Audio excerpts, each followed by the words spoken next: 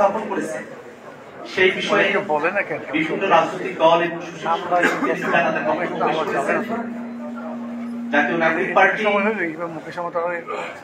সকলের বক্তব্যকে গুরুত্বের সঙ্গে বিবেচনা করবে এবং একই সাথে আমরা একটা কথা পরিষ্কার করে বলতে চাই, সংস্কার এবং নির্বাচনকে মুখোমুখি দাঁড় করানোর কোনো অর্থ নেই। বাংলাদেশে নির্বাচন আবশ্যক এবং সেটা সংস্কার সমেত নির্বাচন। সংস্কারকে বিচ্ছিন্ন করে বাংলাদেশে যদি কোনো নির্বাচন অনুষ্ঠিত হয় তাহলে অতীতের মতো পুরনো কাঠামোতে ফিরে গিয়ে বাংলাদেশে ফ্যাসিবাদ স্বৈরতন্ত্র প্রতিষ্ঠিত হবার রাস্তা প্রশস্ত হবে।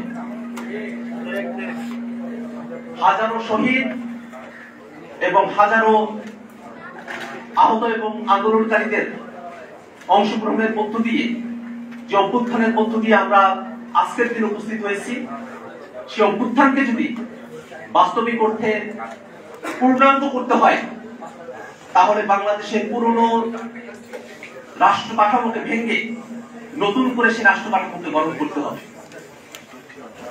বাংলাদেশে বিদ্যমান কাঠামোতে প্রধানমন্ত্রীকে যে একচ্ছত্র ক্ষমতা এবং কর্তৃত্ব প্রদান করা হয়েছে তার মধ্য দিয়ে সাংবিধানিক প্রক্রিয়াতেই একজন প্রধানমন্ত্রী স্বৈর শাসকে পরিণত হওয়ার সুযোগটা রয়ে গেছে। আমরা চাই বাংলাদেশের সংবিধান, বাংলাদেশের আইন এবং নীতিমালাগুলো এমন ভাবে পুনর্লিখিত হোক, এমন ভাবে সংবিধান, আইন এবং নীতিমালাগুলো প্রণীত হোক যাতে করে স্বৈরতান্ত্রিক এবং কুক্ষিগত করে রাখবার যে মানসিকতা, সে মানসিকতা আইন, সংবিধান এবং নীতিমালাগুলোতে প্রাধান্য না পায়। অনেকে বলে থাকেন যে শাসক গোষ্ঠীর সদিচ্ছার উপরে একটি দেশের আইন শৃঙ্খলা, একটি দেশের গণতন্ত্র এবং নাগরিক অধিকারগুলো নির্ভরশীল হয়ে থাকে। এটা যেমন সত্য, শাসক গোষ্ঠীর সদিচ্ছা খুবই গুরুত্বপূর্ণ একটা বিষয়, কিন্তু শাসক গোষ্ঠীর যে আইন, বিধান, সংবিধানের মধ্য দিয়ে নাগরিকের অধিকার, গণতন্ত্র সুরক্ষিত করবে, সেগুলো যদি স্বৈরতান্ত্রিক নীতিমালার আদলে পরিচালিত হয়, স্বৈরতান্ত্রিক নীতিমালার আদলে প্রণীত হয়, তাহলে শুধুমাত্র সদিচ্ছা দিয়ে স্বৈরতান্ত্রিক নীতির মধ্যে থেকে দেশের নাগরিকের জন্য মানবাধিকার এবং গণতন্ত্রকে সুরক্ষিত করা সম্ভব নয়। অন্ততপক্ষে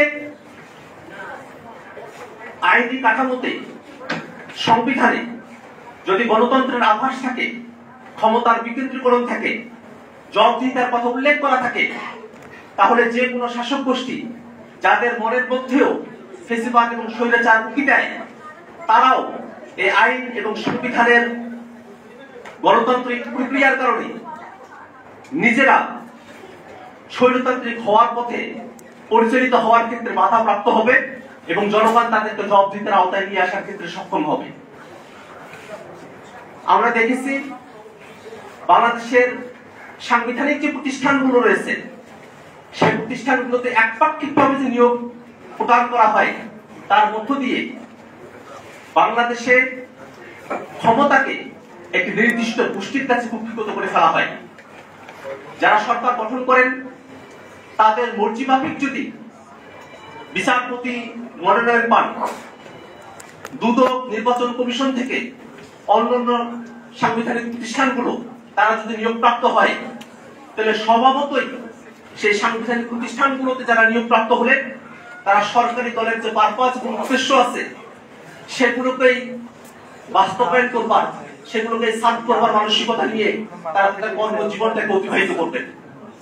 আমরা চাই বাংলাদেশ এক ব্যক্তির শাসন থেকে মুক্ত হয়ে বাংলাদেশ যেন সত্যিকার অর্থে একটি গণতান্ত্রিক শাসনের মধ্য দিয়ে নিজেদেরকে বিশ্বের দরবারে উন্নীত করতে পারে, তেমন একটি কাঠামো বাংলাদেশে আসুক। বাংলাদেশের বিচার বিভাগ নিয়ে দীর্ঘ সময় ধরে আমাদের আফসোসের জায়গা রয়েছে, হতাশার জায়গা রয়েছে। যে বিচারালয়কে নাগরিকদের অধিকারের, নাগরিকদের আশা ভরসার সর্বশেষ আশ্রয়স্থল হিসেবে বিবেচনা করা হয়, সেই বিচারালয়ে যেভাবে নিয়োগ প্রক্রিয়া রাখা হয়েছে, সেই নিয়োগ প্রক্রিয়ার মধ্য দিয়ে দলীয় দাসত্ব সম্পন্ন ব্যক্তিদেরকে বিচারপতির আসনে বসানোর পদ্ধতি তৈরি করে রাখা হয়েছে। আমরা বলেছি যেন বিচারালয় দলীয় প্রভাব মুক্ত হয়ে সত্যিকার অর্থে সেপারেট শুধু নয়, স্বাধীনভাবে কাজ করতে পারে, তেমন পদ্ধতি এবং মেকানিজম যেন তৈরি করা হয়। বাংলাদেশের বিচার ব্যবস্থাকে দলীয়ভাবে কুক্ষিগত করবার অনেক উদাহরণ আমরা অতীতে দেখেছি। সম্প্রতি আজকের দিনে জামায়াতের নেতা আজহার সাহেবকে অ্যাপিলেট ডিভিশন যে মুক্তি দিয়েছেন, সেখানে একটা কথা খুব স্পষ্ট হয়ে বলা হয়েছে যে একজন মানুষ এবং ব্যক্তি তাকে জুডিশিয়ালি লায়াবল করতে হলে যে ধরনের স্ট্যান্ডার্ডের মধ্য দিয়ে যেতে হয়, বিয়ন্ড রিজনেবল ডাউট, সন্দেহাতীতভাবে কোন ব্যক্তি এবং মানুষের অপরাধ প্রমাণ করতে হয়, তার ধারে কাছে না গিয়ে হাসিনার আমলে তৈরি করা আদালত বিরুদ্ধ মতের ব্যক্তিদেরকে যাচ্ছে তাই ভাবে বিচারের নামে প্রহসন করে জুডিশিয়াল কিলিং এর দিকে তাদেরকে ধাবিত করেছে। এরকমটা যাতে বাংলাদেশে আর কখনো না হয়, সেটাই আমাদের প্রত্যাশা। বর্তমানে আন্তর্জাতিক অপরাধ ট্রাইব্যুনালে যে বিচার প্রক্রিয়া সম্পূর্ণ হচ্ছে, আমাদের প্রত্যাশা থাকবে হাসিনার আমলের মতো করে নয়, বরং সত্যিকার অর্থে আন্তর্জাতিক স্ট্যান্ডার্ডকে মেনটেন করে বিচার ব্যবস্থার ইউনিভার্সাল যে কোর্টগুলো আছে সেগুলোকে মেনটেন করে যেন বাংলাদেশে যে গণহত্যা সংঘটিত হয়েছে, মানবতা বিরোধী অপরাধ সংঘটিত হয়েছে, তার বিচারকে সম্পূর্ণ করা হয়। এটি আজহার সাহেবের মুক্তির মধ্য দিয়ে একজন ব্যক্তি ন্যায় বিচার প্রাপ্তির ক্ষেত্রে তার যে অধিকার, সে অধিকার তিনি প্রাপ্ত হয়েছেন। একজন ব্যক্তি এবং একজন মানুষ কোনোভাবে শুধুমাত্র রাজনৈতিক বিরোধিতার কারণে যেন বিচারের মুখোমুখি হয়ে বিচারের প্রহসনের মধ্য দিয়ে নিজেদেরকে জীবন দিতে না হয়, সে বিষয়টাকে ভবিষ্যতে রাষ্ট্রকে নিশ্চিত করতে হবে। আবার একই সাথে জামায়াতে ইসলামী তাদের ঐতিহাসিক ভূমিকা এবং পক্ষাবলম্বনের যে দায় রয়েছে, সেটাকেও জনগণের কাছে পরিষ্কার করতে হবে। বাংলাদেশে যে নতুন দিনের কথা আমরা প্রত্যাশা করি, সেই নতুন দিনে যাতে কোনো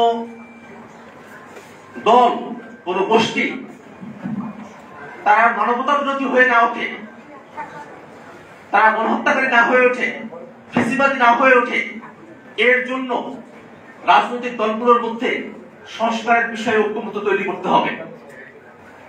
যে সংস্কারের আলাপ চলছে, অনেকে বলছেন নির্বাচিত সরকার এসে তারপরে সংস্কারকে সম্পূর্ণ করা হবে। আমরা মনে করি এই কথার মধ্য দিয়ে নির্বাচিত সরকারের উপরে সংস্কারের দায়িত্বভার অর্পণ করার মধ্য দিয়ে সংস্কারকে অনিশ্চয়তার দিকে ঠেলে দেওয়ার একটা মানসিকতা রয়েছে। বরং সামনের দিনে যে সরকারি নির্বাচনের মধ্য দিয়ে সরকার গঠন করুক না কেন, সে সরকার যেন যে সংস্কারগুলোর বিষয়ে রাজনৈতিক দলগুলোর মধ্যে ঐক্যবদ্ধ হচ্ছে, মৌলিক সংস্কারের কাঠামোকে রাষ্ট্রীয়ভাবে অ্যাডপ্ট করে এবং সে অনুযায়ী নিজেদেরকে পরিচালিত করতে পারে, সেই বিষয়ে জুলাই সনদের মধ্যে স্পষ্টভাবে ঐক্যমতের ভিত্তিতে রাজনৈতিক দলগুলোকে ওয়াদাবদ্ধ হতে হবে। কোন রাজনৈতিক দল ক্ষমতায় আসার পরে জুলাই সনদের ব্যত্যয় যদি ঘটায়, অবশ্যই বাংলাদেশের জনগণ সেই রাজনৈতিক দলকে প্রত্যাখ্যান করবে। বাংলাদেশে বর্তমানে যে ক্রান্তিকালীন সময় অতিবাহিত হচ্ছে, সে সময়টাতে রাজনৈতিক দলগুলোকে বাংলাদেশের স্বার্থের প্রশ্নে একতাবদ্ধ থাকার আমরা আহ্বান জানাই। বাংলাদেশে যে গণহত্যাকারী ফ্যাসিবাদী আওয়ামী লীগকে তাদের রাজনৈতিক কার্যক্রম নিষিদ্ধ করবার পরে বিদেশি নানা চক্র এবং দেশীয় আওয়ামী দোসররা নানাভাবে দেশের রাজনীতিকে অস্থিতিশীল করে তোলবার চেষ্টা করছে। আমরা ফ্যাসিবাদ বিরোধী রাজনৈতিক দলগুলো এবং পক্ষগুলো যদি ঐক্যবদ্ধ থাকি, তাহলে কোনোভাবেই বাংলাদেশে আওয়ামী ফেসিবাদ পুনর্বাসিত হওয়ার পুনরুজ্জীবিত হওয়ার সুযোগ পাবে না। এবং এক্ষেত্রে